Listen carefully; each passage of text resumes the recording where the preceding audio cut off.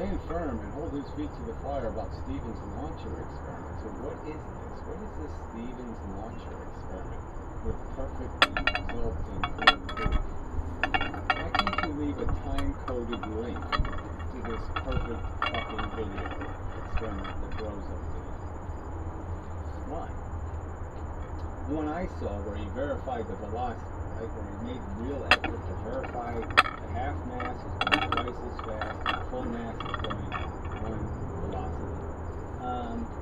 The one where he verified the speeds and relied them into a spring is the one where he got the result of 14, and I predicted 12, and he predicted 16.